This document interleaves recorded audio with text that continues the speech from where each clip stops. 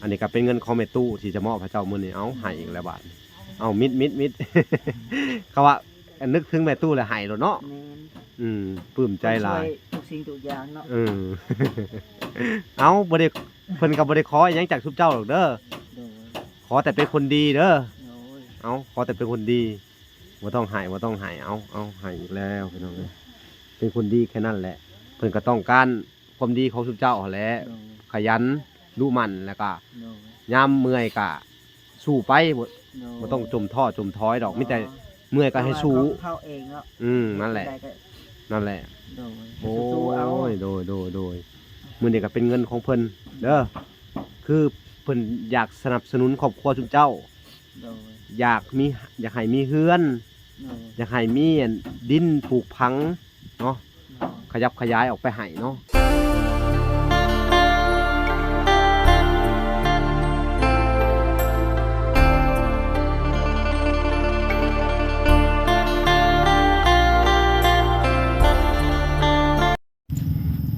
ก็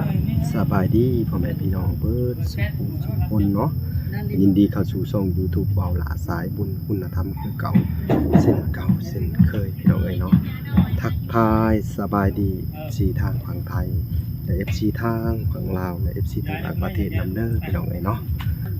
เอาก็สบายดีพ่อๆแม่ๆเนาะวันนี้ก็พบกับช่อง YouTube เบาหลาคือเก่าพี่น้องเอ้ยเนาะมื้อนี้ก็จะมาแจ้งข่าวดีเนาะแล้วก็จะทางอันไอ้แก้วเพิ่นพี่น้องเอ้ยเนาะเฮาก็ก่อนเฮาสิได้กลับบ้านเฮาก็จะได้มอบอัน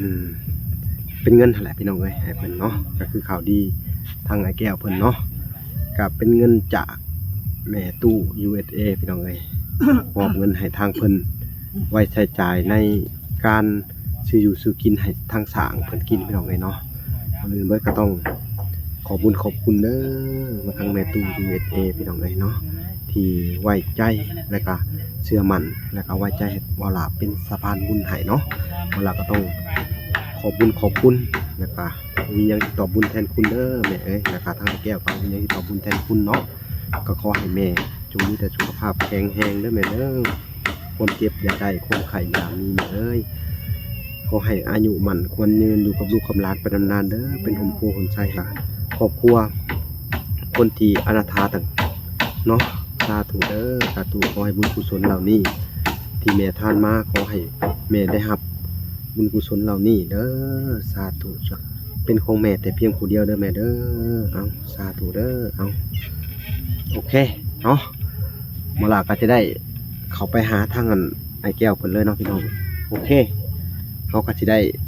เดินทางก่อนกลับบ้านเนาะมื้อนี้ไปเวียกไปงานพี่น้องเลยเนาะเอาโอเค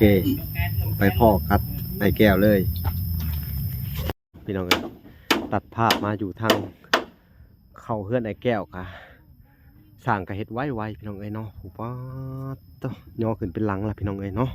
หลังจากยกย่อแล้วเวลาก็จะได้เดินทางกลับก่อนทางสร้างเพิ่นก็อันน่ะเฮ็ดตรงเลยเนาะเฮ็ดตรงเนาะตรงปูแป้นใส่เลยพี่น้องเอ้ยมันแกนเลยบาดโอ้คอมเมนต์มีแป้นแล้วเลยมันบ่อ๋อแป้นกับบ่พอพี่น้องเอ้ยยังบ่ฮู้ว่าบ่พอจักเส้นเนาะอันยังสิขาดอีกจักไรกล้าวะ ประมาณห้องหนึ่ง30 ปลายน่าจะแล้วตัวนี้ โอ้ แปดปูน่ะ แป้นปู30ปลายเนาะ น่าจะเซ็ตเลยมื้อนี้ โอเคพี่น้องเอ้ยยังบ่พอแป้นปูพี่น้องเอ้ยอ้าวทางเวลากะยังบ่มีงบประมาณเด้อสิเฮ็ดอันทางแป้นปูเนาะทักสิเฮ็ดจังไดพี่น้องเอ้ยเนาะใครอยากสมทบมาในแป้นปูกันเนาะพี่น้องก็ยินดีพี่น้องเอ้ยเนาะยินดีเป็นสะพานบุญให้เนาะเอ้า จะสร้างวันนี้กดนาไม้ให้มันแตกให้มันงามแน่บ่ โดยแม่น มันเสียหายเฮาหลาย โดย เอาตัดทิ่มเด้ โอ้ไม่แป้นปูนี่บ่ เอาตัดทิ่มหลายน่ะ อืม เอางามๆนะบอกเขา โดยมันบ่แม่นของเฮาสั่งเนาะถ้าสั่งเขาจะเอาไม้กุ้งไม้ซาดพุ่นแหละ เอางามๆนะ เอาพี่น้องเอ้ยจักสิว่าจังไดแป้นก็บ่ค่อยสวยเพิ่นว่าเอาพี่น้องเอ้ยเฮาสิเข้าไปหาทางไอ้แก้วเพิ่นเลยเนาะมาแจ้งข่าวดีเพิ่นเถอะหลังจากย่อเฮือนแล้วไอ้แก้วก็นี่เนาะเอาสบายดีไอ้แก้ว สบายดี สบายดีไป เป็นจังไดบาดนี่เพื่อนกับลูกเรียบร้อยแล้วเนาะ โดย สบายดีเด้อทางไงมัน สบายดี เอาดิวสบายดีเอาดิวลุกขึ้นมาเร็วสบายดีเอาพี่น้องเอ้ยมื้อนี้ก็จะมาแจ้งข่าวดีเด้อ โดย เออพี่น้องเอ้ยเนาะข่าวดีก็คือว่าฮู้ว่าคือหยังบ่ฮู้เนาะ โดย โอ้ยก็เป็นอันแม่ตู้คือเก่าเด้อเรื่องของแม่ตู้คือเก่าเนาะเพิ่นก็ได้ฝากเงิน โดย มาให้จุ๊บเจ้าเด้อ โดย 50เหรียญ โดย เพื่อเป็นการ โดย ฮู้บ่เฮ็ดเป็นการเฮ็ดหยังบ่ฮู้เนาะ แม่ งงบ่ฮู้เอ้าก็คือว่าเพื่อเป็นการนั่นช่วยเหลือในการนั่นซื้ออยู่ซื้อกินให้ทางสร้างเพิ่นเด้อ โดย เอ้าบ่ต้องห่วงหรอกเด้อ โดย มีแต่ว่าอันคอยใช้คอยหาไปเนาะเพื่อเงินเฮาแม่น โดย เพื่อเฮาบ่ทันเนาะ ซื้อ อืม พริก อืม เกลือพริกนัวหมด โดยเนาะ โดย ก็ทางบ่ล่ะก็สิได้มอบปัจจัยของทางแม่ตู้ USA คือเก่าพี่น้องเอ้ยเนาะแม่ตู้นี่ก็หมู่บ้านนี่เพิ่นก็ให้สิ่งยิ่งใหญ่ชุมเจ้าเลยเนาะ โดย มื้อนี้ก็แถมให้เงินอีกบาทนี่เอ้ามีแต่ให้กับให้เนาะวานนี่เพิ่นก็ให้หยังแน่วานนี่ให้สิ่งยิ่งใหญ่ มีชื่อดิน โอ้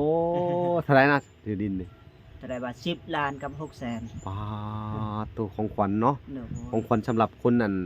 ขยันเด้อเพิ่นว่า โดย เพิ่นให้ไปเลยแต่ว่าคือเว้าอะไรเนาะ โดย ถ้าต่อไปก็อยากต่อยอดอิหยังให้เพิ่นเห็นก็ต่อไปโลด โดย ปลูกพังเลี้ยงสัตว์เนาะ โดย เพิ่นก็ให้ทางอันบ่ล่ะเอาหน่อไม้เลี้ยงน้องมาให้เอาอยู่บ่หน่อไม้เลี้ยงน้อง เอา เอาเนาะ โดย เอาข้าราชการคนคั่วขึ้นมาให้เด้อ โดย ถ้าลงไปก็สิถ้ามันมีก็สิคนคั่วขึ้นมาให้เนาะดีใจบ่ถ้าได้หน่อไม้เลี้ยงน้อง ใหญ่ ถ้าเฮ็ดเป็นสุ่มเป็นหยังดีๆก็ได้โอ้ยกินตลอดเลยได้ ๆโดย เอา โด โค ย ตรตลอดเนาะ อืม บ่มีน้ำโคตรจะได้กิน แม่นเนาะ ตลอด ตอน ปี ตอน เล นี้ ย มันก็ฝนตกแน่ โดย เป็นไปฮะ แฮะ ไม่เอาลูก อันเบิ่งกล้องลูกเบิ่งกล้อง นั่นน่ะ สบายดีกล้องเร็วเร็วสบายดี แม่ยังน่ะ สบายดีเด้อ มันติดกะโหลกใส่หัวอีกพี่น้องเอ้ยเนาะอืม สบายดีแล้วลูก เนาะก็ถือว่าเมื่อวานนี่ก็ได้โชคมื้อนี้ก็ได้โชคอีก โดย ห่วยคำแม่นซื้อเลขอ่ะถือคู่มือว่าสิก็โทคือคนมีดวงอะลิได้เนาะ โดย อันนี้ก็ซ้ำกว่าเขาถือเลขกู ก ได้ ว่าหัดซื้อถึกเลขอีก บ่ได้ลงทุนจักบาทเลยเนาะบ่ได้ซื้อเลขก็ยังได้เงินเนาะ โดย ก็ถือว่าเป็นคนโชคลาภหมาน โดย โชคอันน่ะอันไอ้โชคเอ้ยหมาน โดย เนาะมีคนอันโชคหมานว่าซั่นซื้อก็ได้ โดย ซื้อโชคเอ้าบ่ต้องไปเปิดอะไรให้เบิ่งในกล้องแม่เอาแล้ว อืม เอากินก็ให้ พี่น้องเอ้ยสิแหละจักสิว่าจังได๋ ลูก โดย คนไก่ เนาะ เขานอนนู้นนอนค่ะเห็นไหม เป็นอะไรของอยู่ของกินยอเฮือนมื้อนี้อัน ก็ เรือร้าย เรือลายอยู่ เรือเนาะ เมน หาเด็กก็เป็นปัจจัยของเพิ่นได้ ไก่กับเรือ แม่นบ่ คือว่าทุกเรือทุกสิ่งทุกอย่างนั่นแหละ เออ โดยของกินนะ ผู้ว่าไผซื้อให้ ในตู้ ห่านเป็นปัจจัยของเพิ่นอีกแหละฮะ โดย ดีบ่ โดยดี หาคนที่แบบดีแบบสิมีบ่ในโล บ่ ก มี บ่มีแล้ว เพิ่นเบิ่งทุกเจ้าอยู่เด้อ โด โด ย ย คำว่าอันมีอีหยังสิบอกเพิ่นก็บอกรอด โดย เนาะหรือว่าสิอันสมมุติว่าปลูกพังเลี้ยงชัดอีหยังก็เขาว่าปลูกก็ขยายแล้วก็บอกเพิ่นโลดว่าสิเฮ็ดอันนั้นนี่เด้อแม่เด้ออยากปลูกนั่นปลูกนี่ก็บอกเพิ่น มี เนาะ ที่ปลูกคือว่าพวกมะเขือมะแตง โดย มะตัวมะพุง อืม มะพริกแบบของผักเฮากินนั่นแหละตั้ง พวกมังอึ เนาะ เรื่องอาหารมื้อเช้านี่ก็ป๊าดพี่น้องเอ้ย หลาย แบบเหลือหลายเนาะ อยู่ เหลือเนาะเหลืออยู่เหลือกินเนาะ โดย นี่ก็เป็นของ บางค นั่นแหละเป็นของแม่ตู้ โดย เพิ่นก็กำชับทางอันบ่ลามาพี่น้องเอ้ยของอยู่ของกินให้มันเหลือไว้เพิ่นว่า โดย เนาะโอ้ยดีมกดีใจหลายเด้อ โดย มุนคำนำสู่ชุมเจ้าเด้อ โดย ดีใจเฮือนกับลูกเลยเนาะ โดย ดีใจสุดๆเลยบ่ โดย อ๋อคือขนาดเฮาผู้บ่แม่นเฮือนเฮายังดีใจสุดๆเลย โด เด้อนี่ ยอันนี้ก็ อืม กัน เนาะ กว่าหัดลอยอีกดีใหญ่ แถมก่อนสิอันบ่ล่ะสิเมื่อยังได้เงินอีกบาทนี่พี่น้องเอ้ยล้านหนึงเด้อก็เงินส่วนนี้ก็บ่ได้ให้เจ้าไปเฮ็ดอิหยังก็มีแต่ซื้อข้าวกับข้าวให้ทางสร้างกินเด้อ โดย มึงดูแลสร้างเด้อ โดย เพิ่น ตามบางมือก็ไป โดย หาเนี่ยไปหากินแบบคือเคยไปนั่นแหละ โดยเนาะ บันไดเฮาจะเป็นเฮาก็ซื้อ อันนี้ให้บ่ หรือแนวใด ดีใจครับเอา ตายนั่นเนาะ เนาะ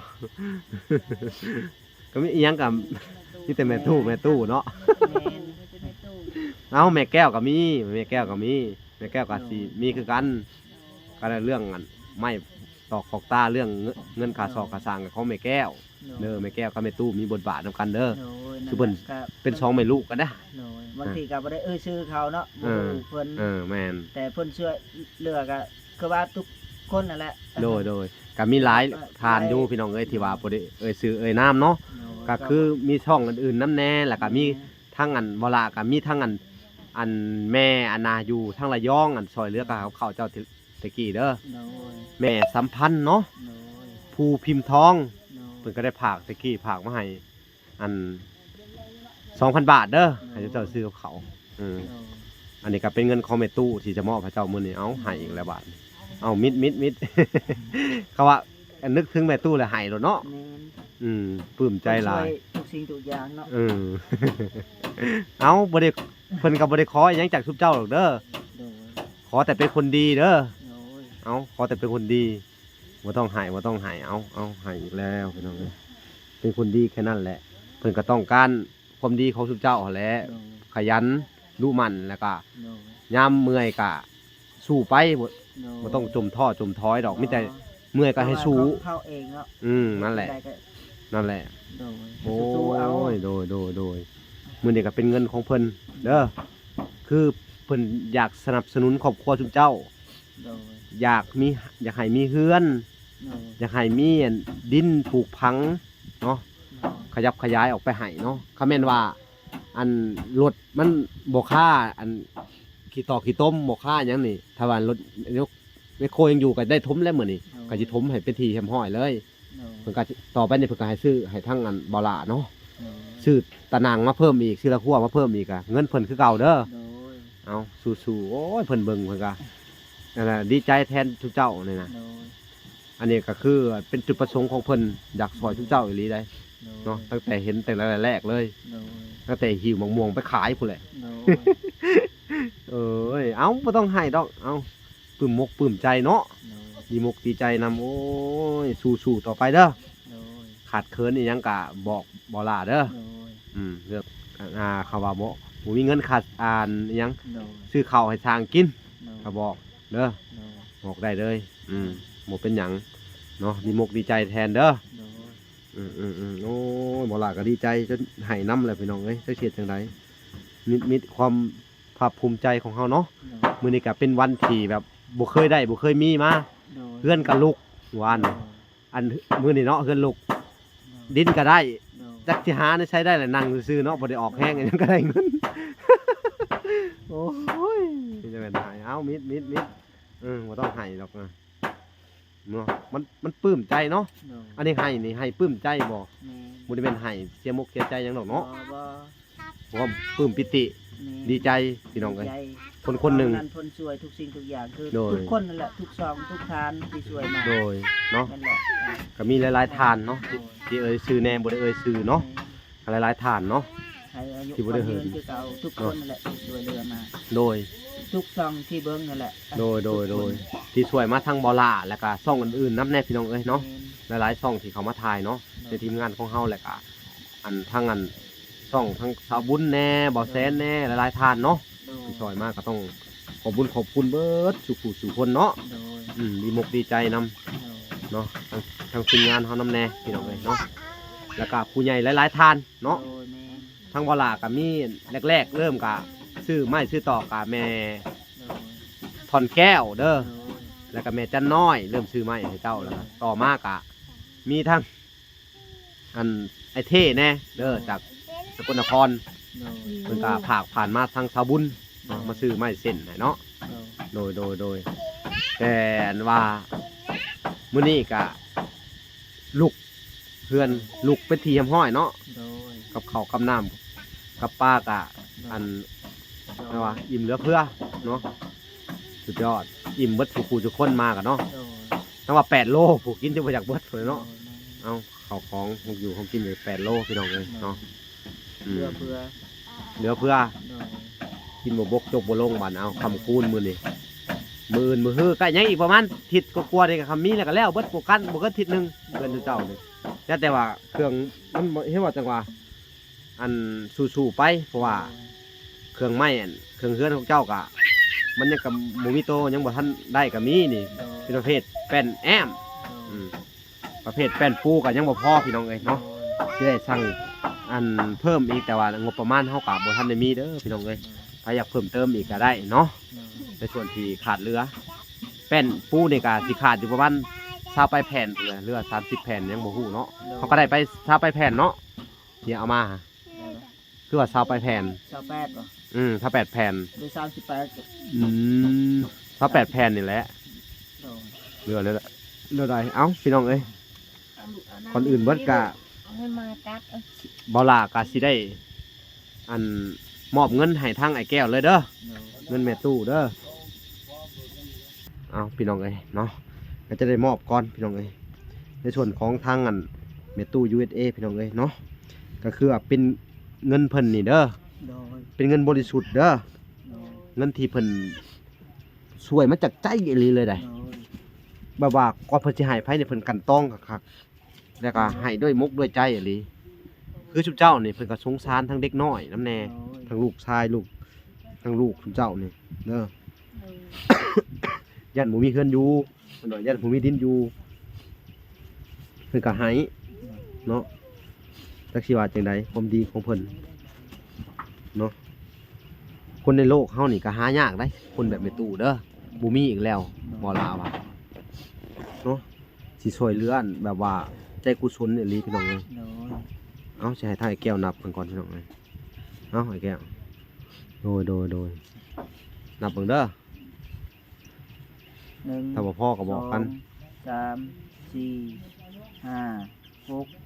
7 8 9 10 โอเคล้านหนึ่ง โดย อย่าบังกล้อง เอาลูกออกก่อนนะอุ้มไปพี่น้องเอ้ย เอาขอบคุณใจเด้อแม่ตู้เอ้ยที่ช่วยเหลือทางครอบครัวไอ้แก้วทุกสิ่งทุกอย่างกับของแม่หมดก็ว่ามีหยังก็มีที่แม่และช่วยตลอดไป โดย จนได้ฮอดปานนี้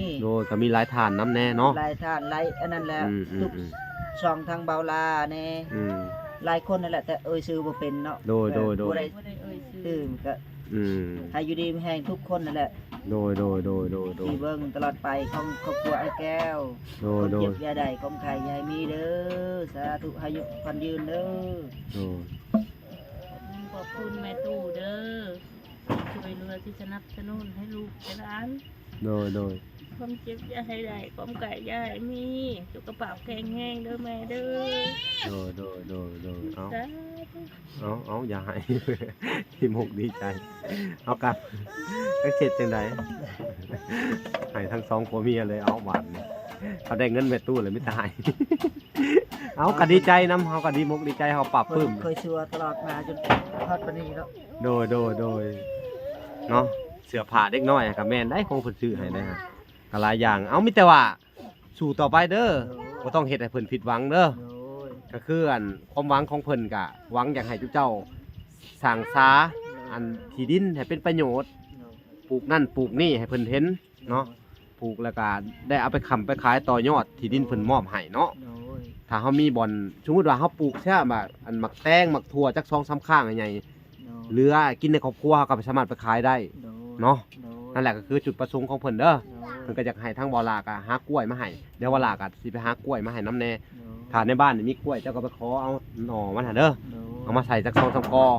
เขาก็มีกล้วยมีอ้อยมีหยังกินนำโอ้ยก็ไว้ให้ลูกให้เต้ากินนำแหละสิแหละเนาะสำคัญก็คือหมักถั่วหมักพริกคือเจ้าอยากปลูกก็ปลูกเด้อในโพนในบ่อนเตาถ่านนะปลูกไปโลดในโพนเนี่ยปลูกจัก10กว่าต้นเนี่ยโอ้ยบ่ต้องไปซื้อไผได้บัด พอได้กิน หมักพริกขาว ให้สิขายเฮาก็เว้าได้เนาะ โอ้ยถ้ามันเหลือหลายก็เก็บขายได้ตัวบักพริกนี่ โอ้ย บักพริกขาวเลย บ่ต้องว่าอยากขาย โดย แม่น เฮาต้องว่าไว้ก่อน ๆ เพื่อมันบ่ได้ขอขายเขาบ่ได้กินก็พอยังดี เอาแม่น ดีกว่า แม่น เฮาไป แม่น ขอเพิ่น แม่นแม่นแม่นโอ้ เตือบ่ได้เฮาบ่มีเขาก็ไปขอแน่ โดเอาได้น้อยได้หลายเฮาก็บ่ เนาะ แม่น อืมๆ ไม่ใช่ว่าไปขายปุ๊บมันบ่ได้พอขายเฮาก็เรียกว่าเฮานะ เนาะ แม่น เอาสู่ต่อไป ให้ยู่รดพได้กินก่อน โดยให้อยู่ดีมีแห้งเนาะ คือว่าเรียกกินเอาไว้ในครัวเองนั่นแหละ โดก็ทำให้ดีที่สุดแหละเนาะ ว่าสิให้คนอื่นปั๊บเฮาบ่ได้หลายนั่นแหละ นั่นแหละพออยู่พอกินก็โอเคแล้วนะ โดย แม่นดีมกดีใจนำเด้อ โดย โอ้ยเนาะพี่น้องเอ้ยกะพุ่นแหละมารอบหน้าก็จังสิไปหาสั่งเสามาเฮ็ดให้มันแล้วหัวกันเนาะ โด อ้อมตะนงตะนางใส่ให้มันเรียบร้อยเนาะ แต่อาจว่าตอนเย็นๆค่อยสิว่าสิขุด อ่า พวกนี้ ขุดชุดเขาให้มันนิ่งเพลๆให้เราเด้อ ขนาดนั้นค่อยสิเอาให้ชุด ชุด ซำใดเขาก็ นั้น ชุดสำนั่นก่อน โด เนาะ ยแมลงก็ว่า แม่น ในการเย็นๆค่อย บ้านนี้เจ้า ลงมือ เจ้าขุดเสาไว้โลดว่ายังขาดจักเสาว่าสิซื้อมาให้ โดย เด้อ โดย ตะนางยังขาดจักเม็ดว่าสินะเฮาก็ต้องสั่งมาอี แม ก ลง เนาะ ค่อยว่าสิ อืม ขุดแล้วนี่ก็สิอ้อมไว้ แม่น เดี๋ยวขอบคุณแม่ตู่ลูก นั่น น้ น่ะ อง โดยนั่นแหละ โด ว่าสิ ย แบบคำก่อน โดยเนาะเอาพอแล้วอันมีแต่ดีมุกดีใจสบายใจหวันต่อไปกะอันบ่ทุกข์บ่ยากปานใดแหละเนาะ แม่น คำว่ามีอันบ่นเฮ็ดอยู่เฮ็ดนากินแห้งคักแห้งบ่ทุกข์บาดนี่ โดย ให้มีแต่ต่อยอดไปมีข้าวน้ำกินเลย คิดแบบเรื่องเก่าๆของบ่มีนะแต่ก่อน โดย สำได้เนาะ อืม แบบพนตกพนอะไรอย่างบัดนี้ลูกโอ้ แล้วก็ปลื้มใจเนาะเพิ่นมาเอามือ บัดนี้ ช่วย เพิ่นมาช่วยสำนี้เนาะ โดยดึงขึ้นมาจากนรกว่าซั่นซะ แม่น อืม จนเฮาได้อยู่แบบสบายๆเนาะ อืมสบาย คือว่า เนาะ ทุก โอ้ ที่ช่วยนั่นแหละ ทุกคนที่ช่วย แม่น เนาะ แม่ อื น เนาะก็ดีมุกดีใจนำเด้อ โด มีแต่ต่อไปนี่ก็ตั้งใจสู้คือเก่าบ่ต้องถอยเนาะขยันคือเก่า แม่น หาอยู่หากินมาเลี้ยงลูกเลี้ยงเต้าคือเก่า ไปตมปตินั่นแหละ แม่นพอวันหนึ่งบ่มีเงินช่วยเหลือได้เจ้าสิอยู่ใช้ตัวเจ้าตัวคิดแบบนั้น โดย หัดแบบช่วยเหลือตัวเองให้ได้มากที่สุดเนาะเพราะว่าการช่วยเหลือมันก็มีสิ้นสุดเนาะ โดย มันเวลากับถึกเลขอะไรมันก็ถึกเทื่อเดียวหั่นแหละ โดย อันนี้คือกันเพราะว่าพอเจ้ามีอยู่มีกินขึ้นเพื่อนก็แล้วเพิ่นก็เบิดแนวสิช่วยทุกเจ้าแล้วมันก็ต้องไปช่วยเหลือคนใหม่ต่อ เนาะ เพราะว่ามันก็มีหลายคนเนาะคนทุกข์คนยากกะจักสิว่าจะได้มันก็อิงตามแต่ละคนสภาพการเป็นอยู่ ช่วยสำเนียกา อืม พอแล้ว โดย อายุขวัญยืนทุกคนนั่นแหละที่ โด ช่วย ยเหลือมา โดยเนาะ ให้ อืม ให้ร่ำให้รวย ดี ทุก ใจ คน หลายแล้วเพิ่นช่วยสำเนียก สาธุ โดย ว่าตะกี้แต่ก่อนเฮานอนแบบ นอนในดินกินในหญ้าเนาะ แม่น ฝนตกขึ้นมากัน ใช่ โอ้ เปียก ย คนลบ เปียก ไปลบมาไป ก็บางวันก็อิ่ม บางวันก็ ก็บ่ได้อิ่ม ตะกี้เนาะ เสื้อผ้าก็ตัวเดียว เนาะ คือตอนนี้ก็มีใส่แน่มีแต่ โดย ของใหม่ยังทุกอย่างมีแต่ของใหม่ มีแต่ของใหม่เนาะ บ่มีมันสิไปจำเกลือบ่มีมักพริก อืม แต่คอน้ำพ่นหมัด อืมก็มีแต่ว่าทุกเจ้าหาสองคนหาอันสู้ต่อไปแหละหักแพงกันเลี้ยงลูกให้ใหญ่ เด้อ นั่นแหละ ลูกก็เฮาก็ยังน้อย นับใต้ดินในข่อยเฮ็ดอะไรก็ข่อยบ่ขายบ่ทิ้ง แม่นเฮือนชานคือกัน แม่นข่อยดูแลให้ ทุกสิ่งทุกอย่างว่าเลยเขาคล้องเลยมนุงแกล้งนี่ คือว่า ทุกเจ้ามามือเป่าว่าไงนี่ แม่นข่อยสิมี ทุกสิ่งทุกอย่างเลยนี่ ก็บ่มีของ พี่น้อง เก่า เอ้ยมีแต่คล้องใหม่ๆเมื่อเพิ่นซื้ออะไรนี่สวยชามพี่น้องเอ้ยนี่ ที่ กระเพาะกระพัง มันขาดๆอยู่ใส่แล้ว เออ ทิ้งแล้ว นั่นแหละ ให้คิดเห็นตอนเฮา โน้ ทุกข์ยากตอนเฮาลำบากเนาะแล้วบ่มีไผมาซอยวันหนึ่งเฮาบัดอยากขายของมันก็บ่ได้ดอก นี่จ้ะนี่คือพวกนี่ครับ อืม ของเพิ่นมัด อันนี้ก็ของบ่แสนซื้อมาโต๊ะเตียงว่าหยังนี่เนาะ ก็บ่ อืม ประมาทเพิ่นบ่ได้ช่วยเหลือก็ บ่ได้ประมาทเนาะทุกคนที่เขามาสวยเนาะ ก็เฮาก็ชื่อเพิ่นบ่เป็นแน่ เอิ้นชื่อชื่อบ่ได้เนาะ โน้ เอาพี่น้องเอ้ยนี่แหละก็คือตามนี่แหละพี่น้องเอ้ยเนาะก็ถือว่าทางครอบครัวเพิ่นก็ปลื้มปิติปลื้มใจหลายเนาะ โน้ ที่ว่าทางแม่ตู้ USA พี่น้องเอ้ย ว่ามันสมัครของเองหมดในทุกสิ่งทุกอย่าง โดย นับแต่หากิน เนาะโอเคเนาะพี่น้องเอ้ยเนาะก็บ่มีหยังหลายเนาะบัดนี้เนาะบ่ล่ะได้มอบเงินให้แล้วก็สิเดินทางก่อนเด้อกับเพิ่นกับซานก่อนสิไปเวียกไปงานก่อนเด้อ โน้ อีกจัก2-3มื้อสิลงมาใหม่ ให้ตลอดปลอดภัยเด้อ โดยเด้อก ลับบ้าน เอาสาธุพี่น้องเอ้ยเอามื้อหน้าอีกจักมื้อหนึงนั่นแหละสิได้กลับมาเด้อเอาพี่น้องเอ้ยคลิปนี้ก็บ่มีหยังหลายเด้อก็มามอบเงินมอบคำให้ทางอันไอ้แก้วเพิ่นก็เป็นเงินปัจจัยของทางแม่ตู้ USA พี่น้องเอ้ยก็ได้สนับสนุนเข้ามาหรือว่าช่วยเหลือเพิ่นแต่ต้นจนฮอดปัจจุบันเนาะเอาก็ยังสิมีอิหยังแหน่ก็รอรุ่นกันต่อไปเพิ่นสิซอยหยังแหน่เนาะพี่น้องเอ้ยเอาโอเคโอกาสหน้าจังสิได้มาพบเพิ่นใหม่อีกทีนึงเนาะโอเคพอกันใหม่เด้อไอ้แก้วขอเกล่าวคำว่าสวัสดีเด้อ สบายดีลูกสบายดีอ้าย สบายดี สบายดี ดีโอเคสบายดีบ๊ายบาย